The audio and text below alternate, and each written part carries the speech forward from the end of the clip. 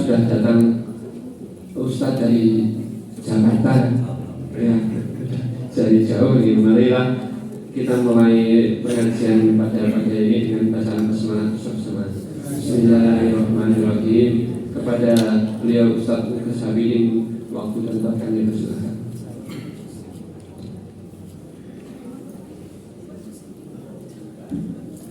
Bismillahirrahmanirrahim. Assalamualaikum warahmatullahi wabarakatuh. Alhamdulillahi wa kafa, wassalatu wassalamu ala nabiyyina al-mustafa wa ala alihi ahli sidqi wal wafa.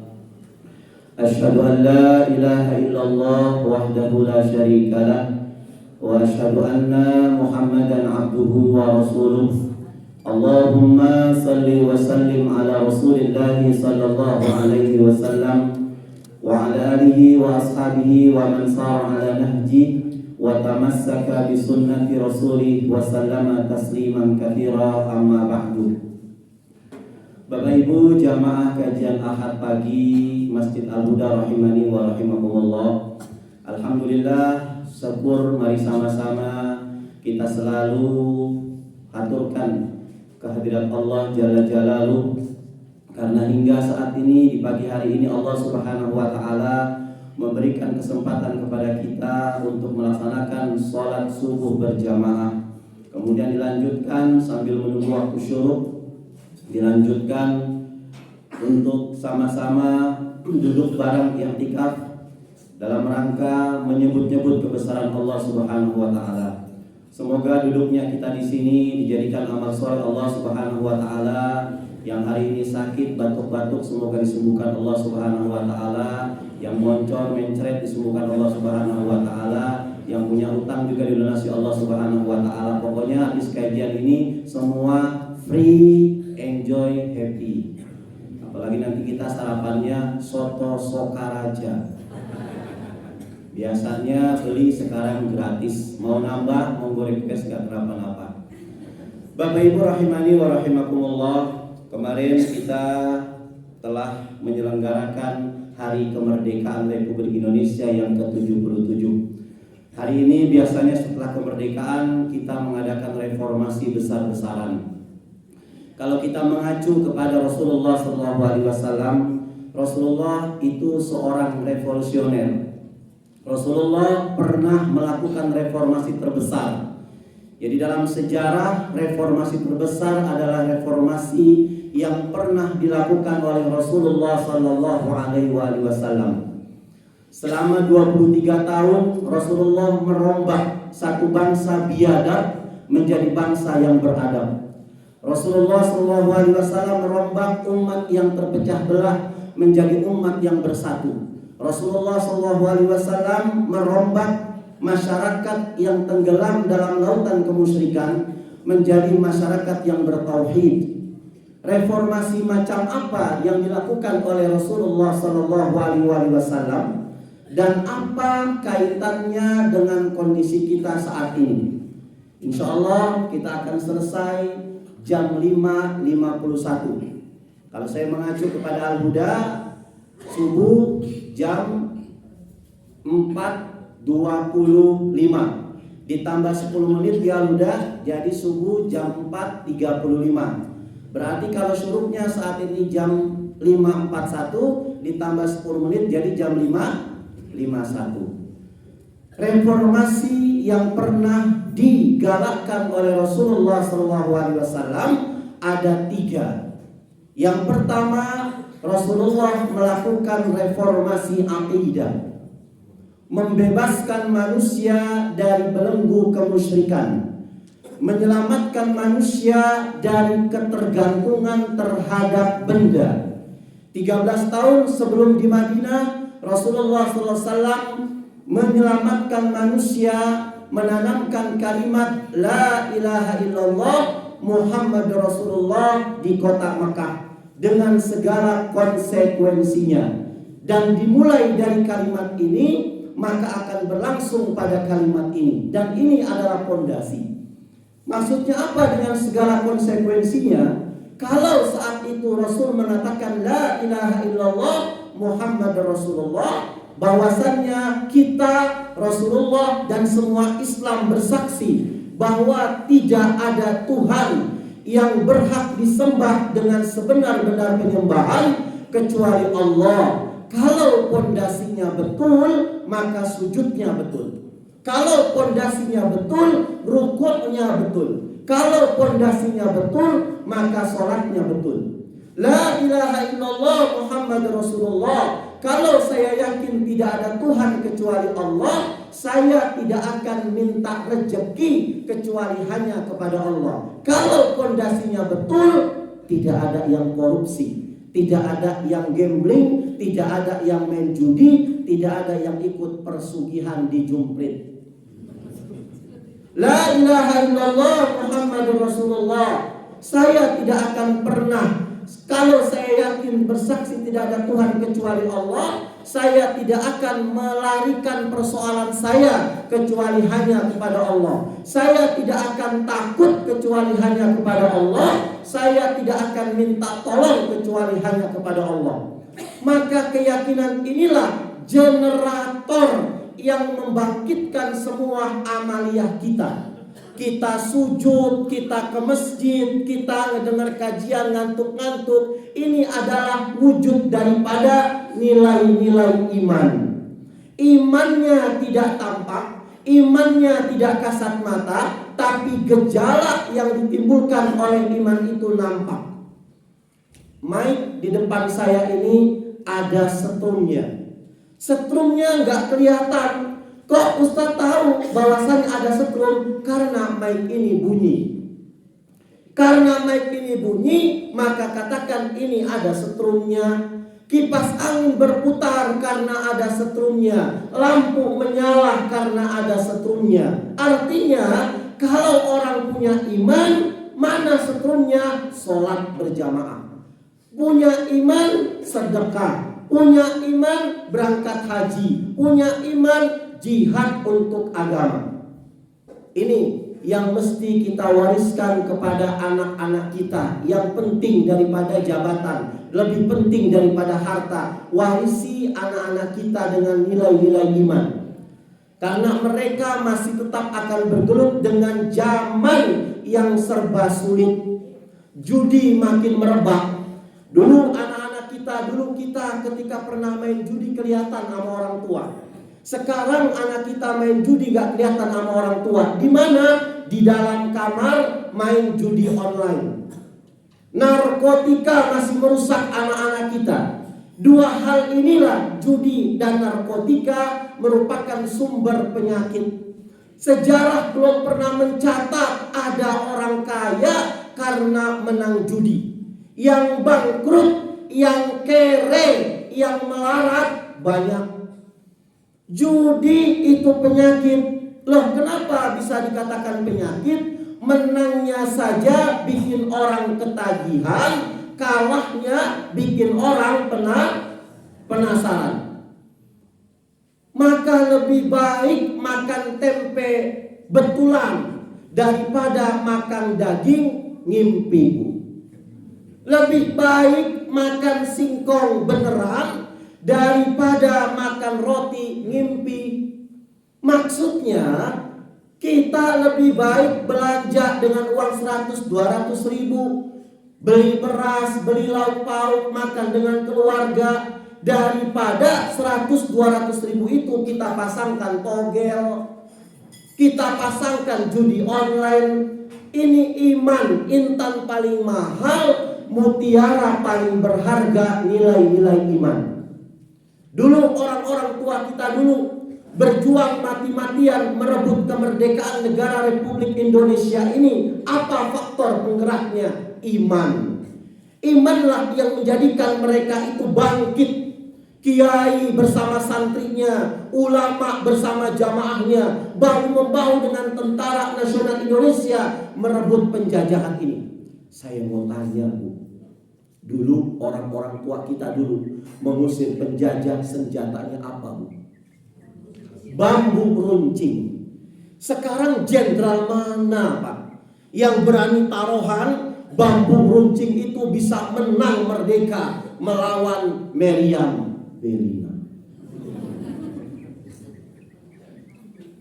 Jenderal mana yang berani taruhan bambu runcing bisa mengalahkan tank-tank berlapis baja?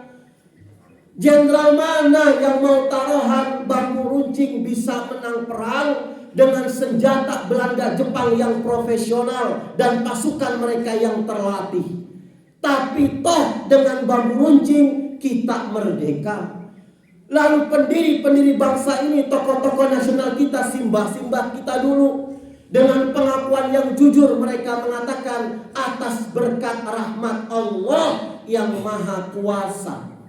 Ini kalimat bisa kita baca di Muqaddimah Undang-Undang Dasar 1945.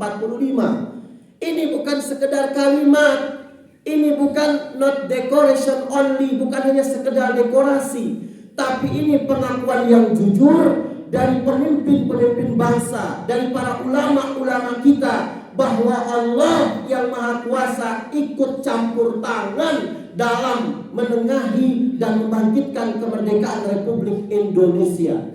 Kalau tidak, mana mungkin bambu runcing bisa mengalahkan meriam, tank, dan senjata profesional. Maka intan paling mahal itu iman. Orang yang punya iman pasti dia akan mengarahkan otaknya untuk menuju kepada ketaatan kepada Allah Subhanahu wa ta'ala. Kambing, sapi, domba punya otak tapi gak punya iman. Loh, kok bisa Ustaz? Tangan kanan saya ada berlian, Pak. Tangan kiri saya ada seikat rumput, Bu. Kalau kedua benda ini saya ajukan ke sapi, kambing, dan domba, kira-kira kambing nyomot apa, Bu? Rumput. Dasar kambing, Pak. Kalau kambing dia memainkan otaknya, maka kambing akan nyomot berlian, pergi ke toko Nagamas Pasar Induk Wonosobo, ditukar tuh berlian, dapat 30 juta, dibeliin rumput, dapat rumput sekabupaten Wonosobo. Tapi dasar kambing mengedepankan otak. Maka kalau ada jamaah kajian Ahad pagi yang hidupnya cuma mengandalkan perut, maka dia nggak ada bedanya dengan ibu yang itu. Ini perjuangan wariskan iman kepada anak cucu kita. Bukankah ketika mereka lahir brol ke dunia ini kita sambut dengan suara adzan? Sebelum mereka mendengarkan campur sari, sebelum mereka mendengarkan lagu Oma Irama, bapaknya langsung memperdengarkan dalam telinga anak-anaknya lafzul jalalah, Allahu Akbar, Allahu Akbar. Ini kalimat iman. Apa artinya, nak? Kalau kamu nanti sudah besar, bapak pesan sekarang-karang ini, nak, dahulukan iman. Kalau kamu mau jadi tentara, silahkan, asal tentara yang beriman. Jadi polisi silahkan, asal polisi yang beriman. Kalau tentara beriman, polisi beriman, bekerja sama dengan para ulama untuk mengisi kemerdekaan ini, bukan nangkep-nangkepin ulama. Jadi pejabat-pejabat yang beriman, pedagang-pedagang yang beriman. Kalau pedagang mengedepankan iman, dagang nggak curang. Petani yang beriman nggak akan menggarap tanah yang bukan miliknya. Teknokrat beriman, insinyur beriman, maling ada maling. Reformasi pertama yang dilakukan oleh Rasulullah SAW, reformasi akidah yang pertama. Setengah 6 kurang 5. Yang kedua, reformasi yang dilakukan oleh Rasulullah, reformasi sosial. Berupa apa? Membebaskan manusia dari ras diskriminasi, mengikat manusia dengan tali akidah. Diciptakannya kita berbangsa-bangsa dan bersuku-suku. Dijadikannya kita berbangsa-bangsa bersuku-suku, diciptakannya kita laki-laki dan perempuan. Bahkan Allah mengatakan syu'uban wa qabaila. Untuk apa ada suku-suku, ada bangsa-bangsa, lita'arufu, agar kita saling mengenal. Maka jaga kerukunan. Yang pertama, kerukunan antar umat seagama. Kita umat Islam saling rukun. Beda sedikit wajar. Selama Allahnya Allah, Nabinya Muhammad itu saudara kita. Sesama saudara, kalau dekat saling mengajak, kalau jauh saling mendoakan untuk kebaikan dunia dan akhirat. Ini Masjid Al-Huda, tempat kita berkumpul menyatukan umat Islam. Kita datang dari tempat yang berbeda-beda. Ada yang dari kulon, ada yang dari wetan, ada yang dari kidul, ada yang dari lor. Tapi kita ketika sholat menghadap dengan arah yang sama, menyembah Tuhan yang sama, melakukan gerakan-gerakan yang sama, membaca bacaan yang sama, dengan bahasa yang sama. Artinya Islam adalah agama persatuan. Indonesia ada Jambi, Sumatera, Jawa Barat, Jawa Tengah, beda-beda, tetapi bineka tunggal ika. Coba bayangkan Pak, dari Al-Huda datang dari lor, nggak mau madep kulon, maunya madep lor. Yang madep wetan, madep barat, nggak mau saya dari wetan, malaikat bingung. Ketika takbiratul ihram, bahasa yang digunakan daerah-daerah, imamnya orang Jakarta, Allah gede banget. Kemudian di belakang orang Padang, Allah nanggadang. Kemudian ada yang dari Sunda, Gusti Allah anu ageng, ribut Pak masjid. Yang Jambi mau bicara sendiri, yang Kalimantan bicara sendiri, Sumatera bicara sendiri, Jawa Tengah bicara sendiri. Ini cermin dari umat Islam yang gak mau diarahkan untuk umat wahidah. Uni Soviet, siapa yang gak kenal Uni Soviet? Negara adikuasa, negara adidaya. Dulu bersama dengan Amerika Serikat menjadi polisinya dunia. Dihantam oleh Glasnost yang kebablasan. Gorbachev terpental. Soviet terpecah menjadi negara yang berkeping-keping. Mewujudkan Uni Soviet untuk bersatu, mustahil. Beginilah ketika disintegrasi bangsa kita biarkan. Tanpa lem perekat. Kalau umat Islam terpecah belah Pak, Masya Allah. Tadi Pak Hamim nanya, Ustaz, nanti suruh sholat nggak sholat? Saya tergantung jamaah yang kasih amplopnya. Betul Pak, kiai saya bilang, kalau kita ceramah jangan pernah mengharapkan amplop. Dosa itu Bu. Lebih dosa besar ada panitia ngundang ustaz nggak ngasih amplop. Itu kiai saya, betul ini, benar, dosa besar panitianya. Jaga kerukunan antar umat seagama. Yang kedua, jaga kerukunan antar umat beragama. Kita ini heterogen agama, ada Islam, Hindu, Buddha, Konghucu, Kejawen. Saling hormat menghormati, saling harga menghargai. Jangan melakukan tindakan yang rawan dan peka. Contoh, ada umat Islam berbondong-bondong mendirikan masjid di tengah-tengah perkampungan orang Nasrani. Padahal di situ umat Islam yang gak ada satupun, gak boleh. Atau sebaliknya, si Nasrani jangan pernah mendirikan gereja di tengah-tengah perkampungan orang Muslim. Gak ada Nasrani di situ. Maraknya kegiatan sosial, maraknya kegiatan kemanusiaan, tapi isinya justru menyebarkan agama kepada orang yang sudah beragama. Kemarin di Kaliwiro, saya belum tahu pasti, tapi katanya ada pasar gratis. Orang-orang tetangga sebelah yang mengadakan pasar ini. Ada selentingan, ternyata ikut bukan hanya pasar, kedok kedinasan, kedok kesosialan, kedok kemanusiaan, tapi intinya menyebarkan agama kepada orang yang punya agama. Akhirnya guru kita, ustazah kita, Ustaz Evalinta Cahyani mengumpulkan elemen-elemen komunitas umat Islam kemarin setelah pengajian mahfazah di Masjid Fatimah Az-Zahra untuk menghajar mereka dengan cara apa? Mengadakan pasar gratis juga. Ada mahfazah, ada haas mungkin, ada rumah ta'arufnya, ada kajian-kajian yang lain. Sekarang sudah kita kumpulkan, nanti kita actionnya. Ini namanya Ghazwul Fikri. Menangkap pelakunya betul harus, tapi mengusut akar permasalahannya itu jauh lebih harus. Kalau umat dibentengi dengan iman, Pak, nggak akan pernah digadaikan imannya hanya dengan sebungkus Indomie.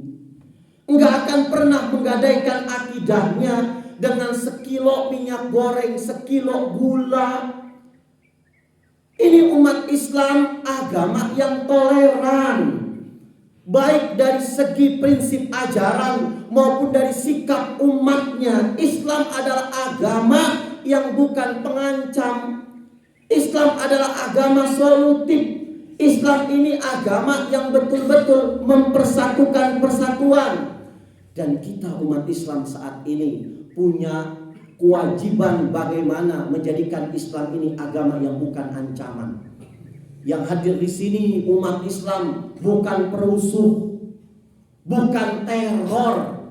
Mereka umat yang cinta damai, yang tidak pernah cari musuh. Tapi kalau ketemu musuh tidak boleh lari. Musuh jangan dicari, kalau ketemu jangan lari. Yang besar punya agama mayoritas, jangan menang sendiri. Yang sedikit harus tahu diri. Jangan main hakim sendiri, jangan mau menang sendiri. Jaga kerukunan, saling hormat menghormati, harga menghargai antar umat beragama.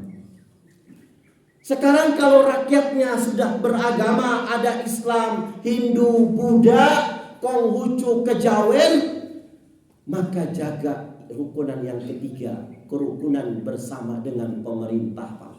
Oh, Islam itu ketika menyikapi ketuanya dalam pemerintah sudah diajarkan dalam sholat berjamaah. Coba kita lihat sholat berjamaah, ada imamnya, ada makmumnya. Siapa makmum? Kita ini rakyat biasa. Siapa imamnya? Pemimpin bangsa. Apa bedanya? Kalau imam harus diseleksi. Kalau makmum nggak ada penyelisihan makmum. Dalam ilmu fikih mau bab apa tidak ada bab pemilihan makmum, tidak ada. Yang buta boleh jadi makmum. Yang tuli boleh jadi makmum, tukang mabok boleh jadi makmum, Pak. Tapi untuk menjadi imam harus dengan dipilih. Siapa mereka? Kata Rasulullah SAW, a'lamuhum, orang yang paling alim di antara kalian angkat jadi imam. Siapa mereka yang paling alim? Orang yang tahu urusan, bukan yang paling tua. Siapa yang alim itu? Orang yang tahu konsep, orang yang tahu visi misi. Ini negara, ini jamaah mau dibawa kemana? Kalau punya permasalahan ini negara, bagaimana cara menyelesaikannya? Ini orang alim. Pak, kebetulan di kampung kami orang alimnya itu ada 2. Maka Rasul mengatakan afsahuhum, pilih di antara 2 mereka yang paling fasih. Apa maksud yang paling fasih? Yang tahu bagaimana rakyatnya mau. Ini rakyat mau apa nih? Ini afsahuhum. Capek kalau kita punya pemimpin yang gak tahu maunya rakyat. Umat Islam itu loyal, Pak. Umat Islam itu setia. Maka kata Rasulullah SAW, "Idza amma ahadukum falyukhaffif." Kalau kamu jadi imam di dalam sholat, maka ringankan bacaan kamu. Kenapa? Makmum di belakang itu berbeda-beda. Ada yang kalau berdiri gemeteran, ada yang kalau sujud vertigonya kambuh, ada yang habis sholat mau nerima arisan. Ini habis sholat isya waladhdallin amin, Yasin sampai rampung, Pak. Kabur jamaahnya, bubar. Jadi imam itu harus tahu diri, jangan kelamaan.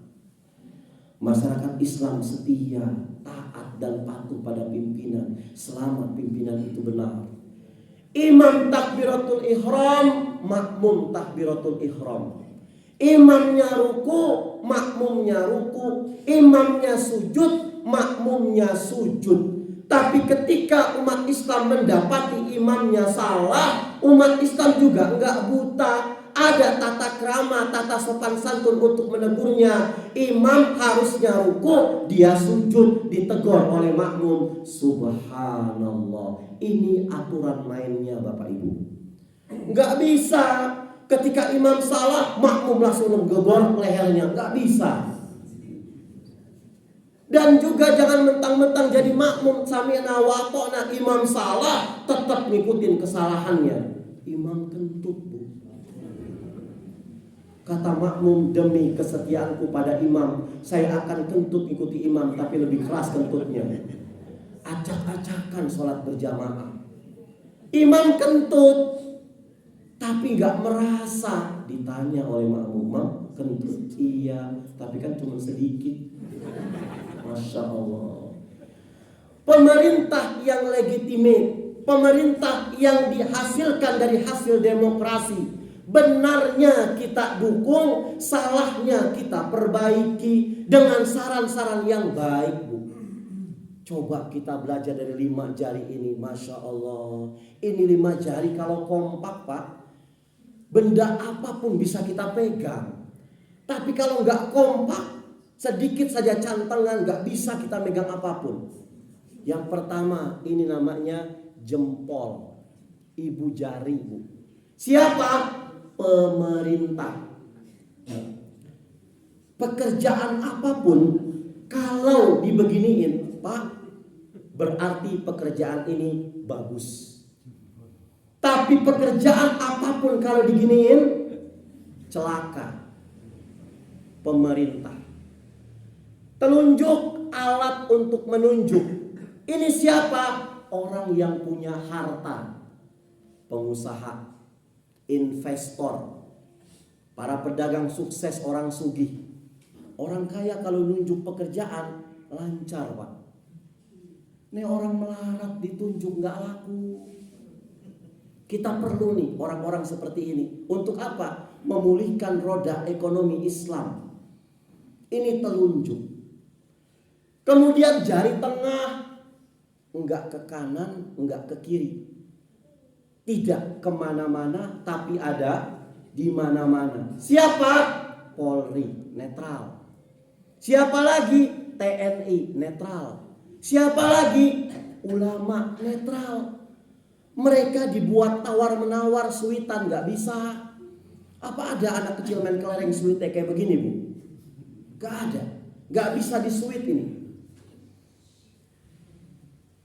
Jari manis. Ini siapa? Remaja. Masa-masa remaja adalah masa-masa yang paling manis. Semua harapan ada di pemuda, ada di remaja. Belum pernah saya mendengar pidato kakek-kakek harapan bangsa, belum pernah. Yang ada harapan negara pemuda, harapan bangsa pemuda, harapan agama pemuda, harapan pemudi pemuda. Ini kelingking, kecil cabai rawit, Pak. Siapa? Cewek, perempuan, Bu, kelingking, mantap. Kalau kelingking sudah nemuin jempol, siapa yang menang? Kelingking jempol. Kelingking yang menang. Artinya Semua kekuasaan pernah terjadi di dunia ini bisa hancur dengan rayuan wanita. Ya, Nabi Adam makan buah khuldi. Itu gara-gara siapa? Kelingking. Siapa nama kelingkingnya, Bu? Hawa. Masya Allah. Julius Caesar tunduk bertekuk lutut di bawah Cleopatra. Siapa Cleopatra? Artis tercantik pada masanya di daerah Mesir. Putih itu wanita. Saking putihnya kalau minum kopi aliran kopinya kelihatan. Masya Allah. Napoleon Bonaparte, the Lion of Europe, singa daratannya Eropa, bertekuk lutut dengan Margaret Yuspin gara-gara perempuan. Maka kalau 5 pionir ini, 5 pialang ini, tiang ini bekerja sama, ringan sama dijingjing, berat sama dipikul, insya Allah tidak ada yang berseberangan antara umat yang beragama dengan pemerintah. Yang ketiga, insya Allah 5 menit selesai. Yang ketiga, Rasulullah mengadakan reformasi keadilan, menyelamatkan manusia dari kezaliman. Dulu sebelum datang Rasulullah Shallallahu Alaihi Wasallam, itu manusia dibedakan dengan hartanya, manusia dibedakan dengan keturunannya, manusia dibedakan dengan warna kulitnya. Rasul datang merombak semuanya, mengatakan innallaha la yanzuru ila aswarikum. Dalam riwayat lain, innallaha la yanzuru ila ajsamikum. Allah itu gak pernah melihat dari potonganmu. Allah gak pernah melihat dari hartamu. Walakin yanzuru ila qulubikum wa a'malikum. Tetapi Allah subhanahu wa ta'ala melihat dari ketakwaanmu, dari hatimu, dari amaliyah-amaliyah perbuatanmu. Maka perjuangan menegakkan keadilan, menjadikan reformasi ini menggelinding, menuntut keadilan baik dari segi ekonomi, politik, bahkan hukum. Bukankah Rasul pernah mengingatkan kepada kita, kepada orang-orang hakim? Kata hakim, hai hakim, al-qudatu salasa, hakim itu ada 3, kata Rasulullah SAW. 1 orang, 1 hakim masuk surga, 2 hakim masuk neraka. Siapa hakim yang masuk surga? Hakim yang tahu itu benar, kemudian dia siap melaksanakan kebenaran itu. Dia melakukan hukum dengan kebenaran yang dia yakini kebenarannya, walaupun bertentangan dengan hati nuraninya, walaupun akan dimusuhi oleh atasannya, walaupun yang sedang dia adili adalah orang yang dia sukai, adalah keluarganya, adalah koleganya, maka hakim itu tetap memberlakukan hukum dengan kebenaran yang ada. Maka hakim seperti ini akan masuk surga. Yang kedua, ada hakim yang tahu kebenaran, tapi dia nggak mampu untuk melaksanakan kebenaran itu. Dia tahu kebenaran, tapi hati nuraninya nggak mampu untuk melaksanakan yang hak itu. Dia tahu kebenaran, tapi dia nggak bisa memperjuangkan kebenaran itu. Akhirnya hukum dikebiri, yang benar disalahkan, yang salah dibenarkan. Dan ini realitanya terjadi di mata kita. Orang yang membaca Al-Quran dengan bacaan yang indah diberikan piala, sementara orang yang mengamalkan Al-Quran dengan konsekuen justru dipenjara. Mereka yang teriak-teriak menegakkan keadilan dianggap aneh, sementara yang korupsi habis-habisan terhormat. Kalau ada hakim tahu tentang kebenaran, tapi dia untuk melakukan kebenaran itu, maka hakim ini masuk ke dalam neraka. Yang ketiga, ada hakim yang nggak tahu kebenaran, tapi dia melakukan hukum dengan ketidaktahuannya, dengan kebodohannya, maka hakim ini lebih celaka dari hakim yang kedua. Maka datang Rasulullah SAW menegakkan reformasi keadilan setelah membebaskan manusia dari ras diskriminasi. Beliau mengatakan an-nasu kulluhum li Adam. Manusia kita yang hadir di sini berasal dari Adam. Wa Adamu min turab. Nabi Adam itu berasal dari tanah. La fadla li arabin wa la ajamiyyin illa bittaqwa. Tidak ada keistimewaan kelebihan antara orang Arab dan orang yang bukan Arab kecuali takwanya kepada Allah Subhanahu wa taala. Terakhir, Bu, saya mau cerita sebelum kita makan soto Sokaraja. Pada saat pemerintahan Umar bin Khattab yang menjadi seorang presiden, saat itu gubernur Mesir namanya Amr bin As. Ini Amr bin As sebagai gubernur melihat di wilayahnya tidak ada masjid. Di kantornya, dekat kantornya gak ada masjid. Dia mau mendirikan masjid. Tapi di tanah lokasi yang di dalamnya ada gubuk punya orang Yahudi. Dipanggil orang Yahudi. Yahudi? Iya Pak Gubernur. Ini rumah kamu. Betul Pak Gubernur. Kamu ini mendirikan rumah di tanah hijau. Gak boleh ini. Saya mau bangun masjid. Iya Pak Gubernur. Tapi kan ada gubuk saya. Sudahlah, gubuk kamu saya beli. Gak mau Pak Gubernur. 2 kali lipat. Gak mau Pak Gubernur. Saya ganti rugi. Lah, nama juga ganti rugi. Udah digantikan tetap rugi. Gubernur Amr bin As mangkel, Bu. Dipanggil Satpol PP. Satpol PP gerek-derek hancurkan gubuk itu. Yahudi tersebut nangis di sudut tanahnya. Ya Allah, orang miskin seperti saya, makmur, cuman punya sumur sama punya rumah dan makmurnya saja. Ini gubernur kan ada atasannya, presiden, khalifah.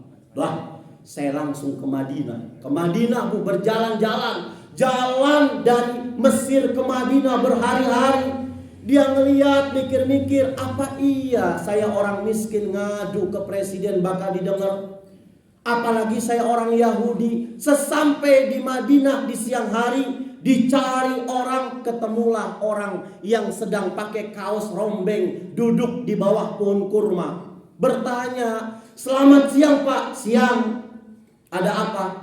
"Kulo badhe tanglet Pak." Ini dari Semarang, Bu. "Saya mau tanya." "Tanya apa?" "Bapak kenal Amirul Mukminin Umar bin Khattab?" "Tahu saya." "Istananya di mana Pak?" "Istananya di atas lumpur."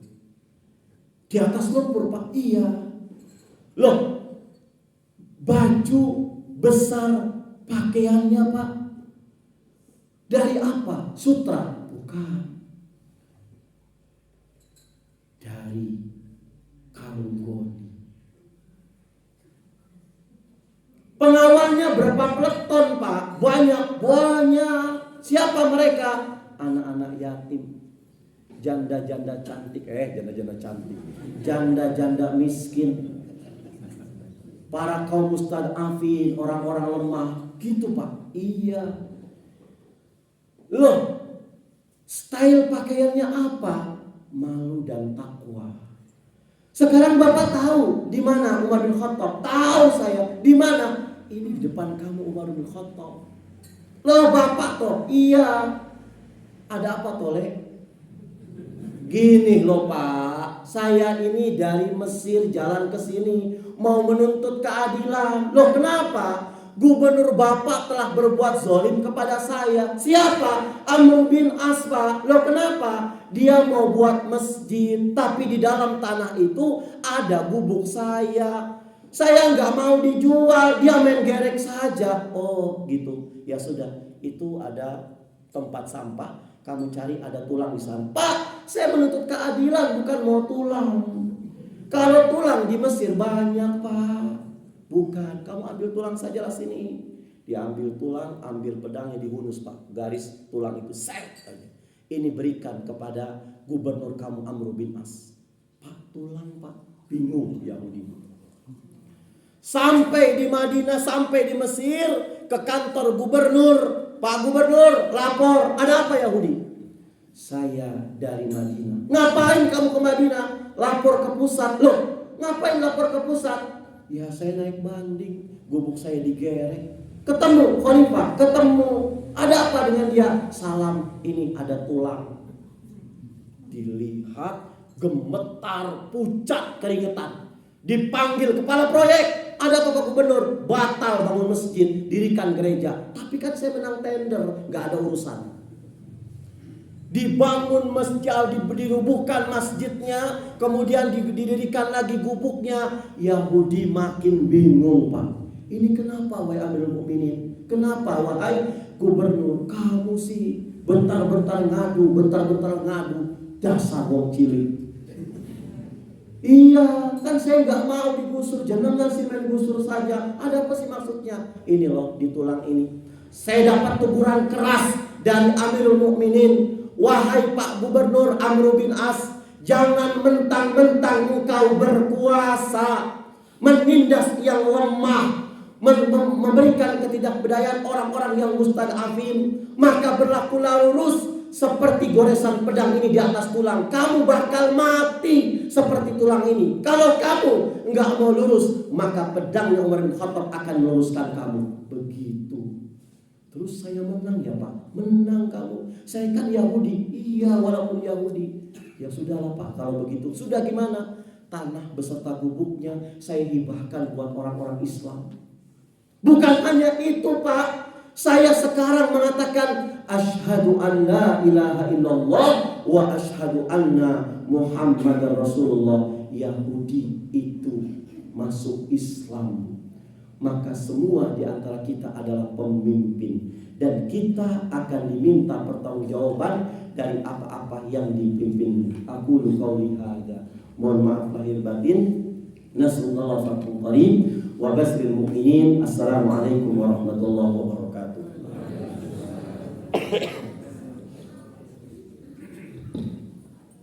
Alhamdulillahirrahmanirrahim. Tausiah oleh Ustaz Mukhlis telah usai. Semoga kita semua dapat mengambil banyak hikmah belajar dari apa yang disampaikan dan dapat kita terapkan di kehidupan saya.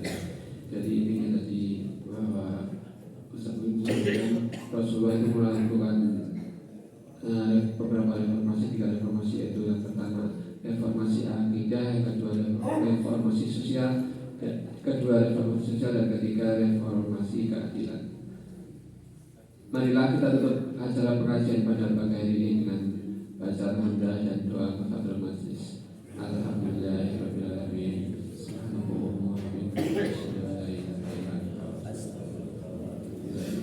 Kami selaku pembawa acara mengucapkan jazakumullahu khairan untuk Bapak Ibu sekalian, dan bila ada kata yang